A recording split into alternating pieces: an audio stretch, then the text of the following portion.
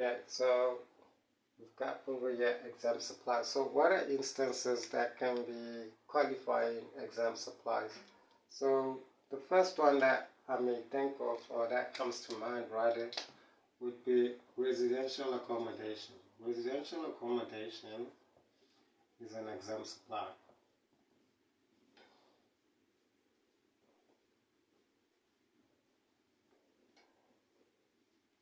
But then again, we have to be very mindful of what is a residential accommodation. So in the legislature it's a defined concept, and I think it's in one of the sections as well. It should be well documented within section 12 or 11, and it speaks also about a dwelling, right?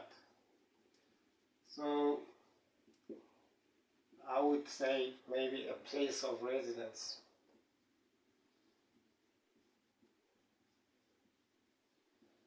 Because you need to be aware what constitutes something being a residential accommodation. So if you have maybe a building that likely someone stays in on a long-term basis, it's likely going to be residential accommodation because he lives in that building and he lives in that building on a long-term basis. But it doesn't necessarily always work. It will be determined by the actual characteristics of whatever goes on within that particular building.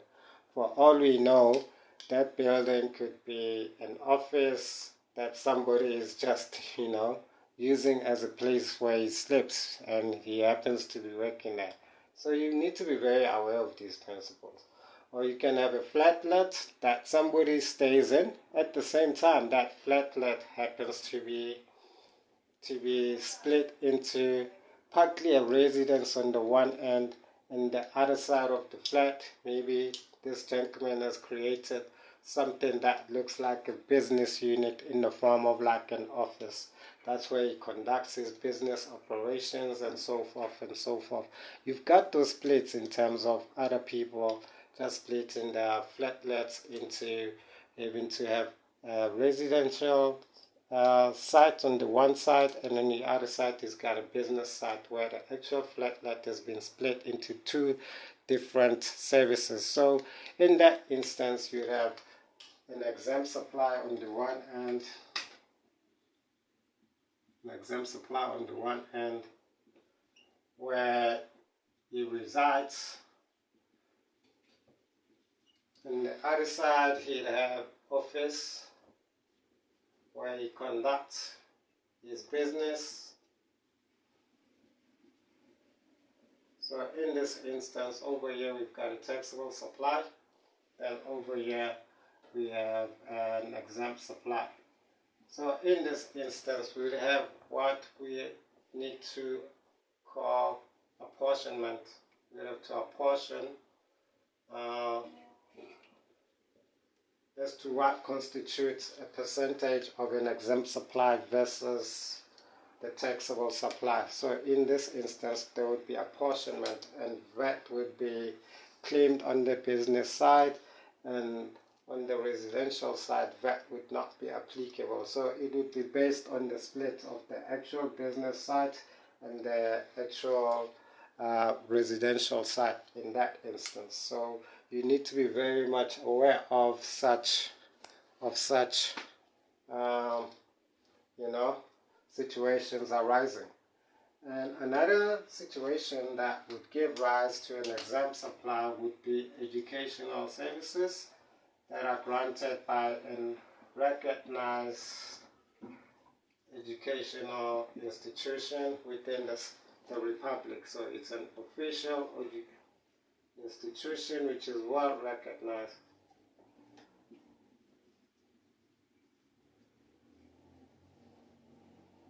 So if you have a company that is paying for one of its employees for him to maybe register for his master's program, and the company is paying for his education, In that instance, that means the company would be exempt from having to pay VAT. There would not be any VAT implications there because education with a formally registered institution would be an exempt supply, so there would not be any implications of VAT in that instances.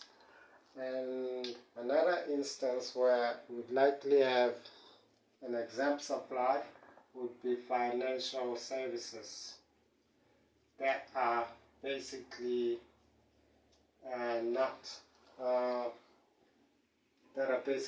mentioned within the exempt supply category in the legislature. So financial service, basically. The financial service like what? Basically something like your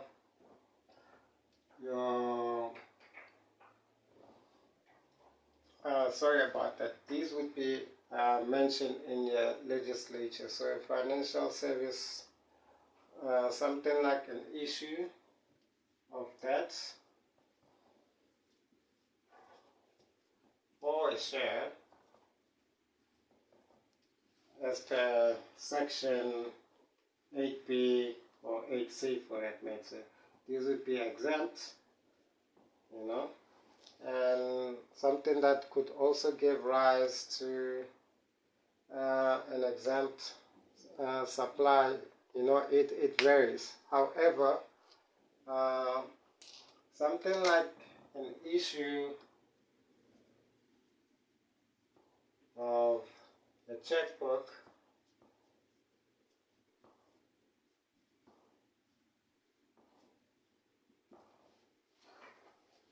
or let's say bank charges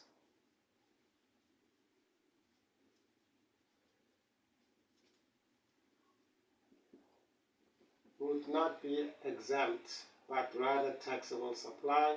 Why? Because this is what we call a fee-based service. So when you see bank charges on someone else's statement, those are taxable supplies because they're deemed to be fee-based service. Whereas an issue of a checkbook, because it does not appear within the section of exempt supplies in the legislature, then this would also make it a taxable supply, therefore it is also VATable. So these are just basically the unique situations and circumstances that you need to be very mindful of as you are in the exempt supply category, which is a well-documented section within the legislature. It's either between section 11 or 12, because 11 would likely be exempt and 12 would likely be zero rated. Not too sure at this point. I don't make use of the legislature. I do not have one with me right now in any case.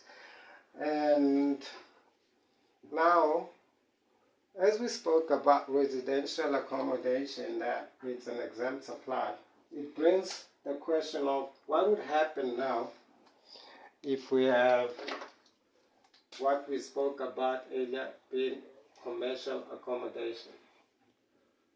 So commercial accommodation is not a residential accommodation, right? Why? Because this would likely be a hotel or a B&B, like we earlier made this demonstration. You know, so commercial accommodation is not an exempt supply.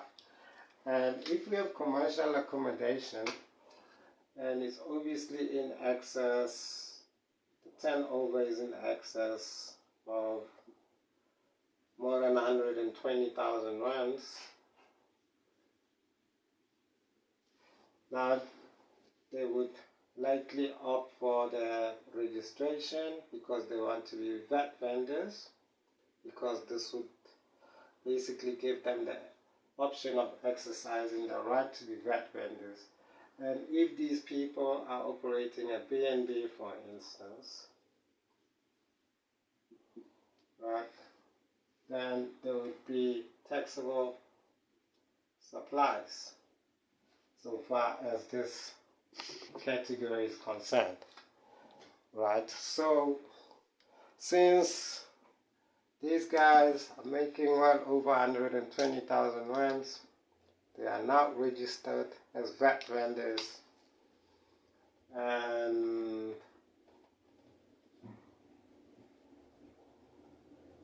they're charging VAT, you know. They levy VAT either as output or input, you know, obviously unique to whatever transactions they find themselves in. So in this situation now,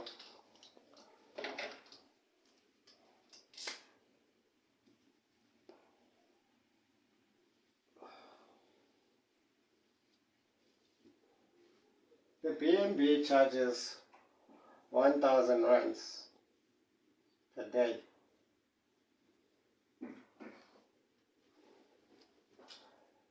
For provision of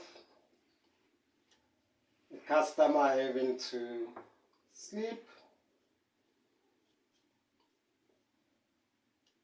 eat, and have the privilege of TV, radio,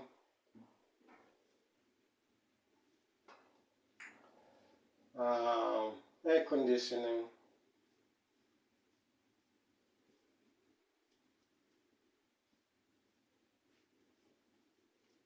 cleaning service,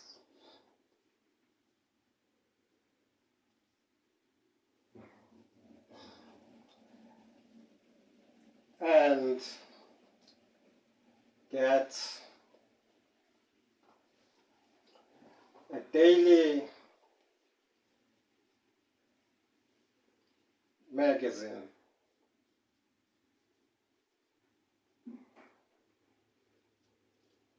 which costs, let's call it 150. Right.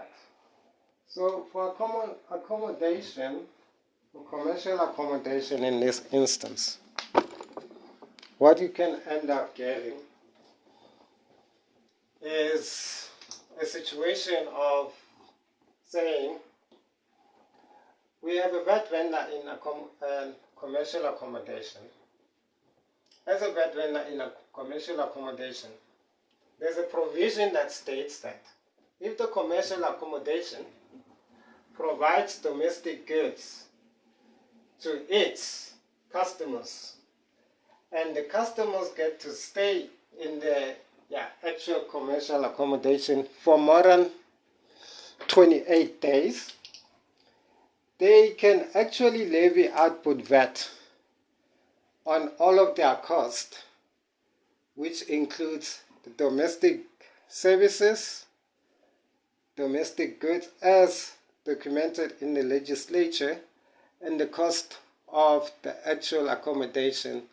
They can actually levy output VAT that they would have to recognize as at 60%.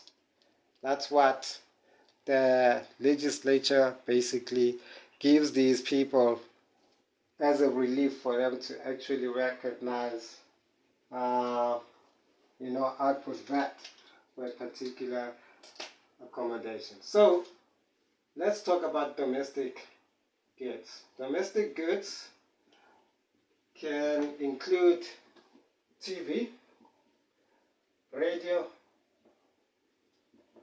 food, air conditioning, heater, fridge, I would imagine, refrigeration, let's call it refrigeration. I'm not too sure of refrigeration, but I would imagine so, refrigeration, and so on and so on. But it's a very fine list that basically goes within the domestic goods and services. So they're saying that over and above the fact that you're running a commercial accommodation, if somebody resides in your commercial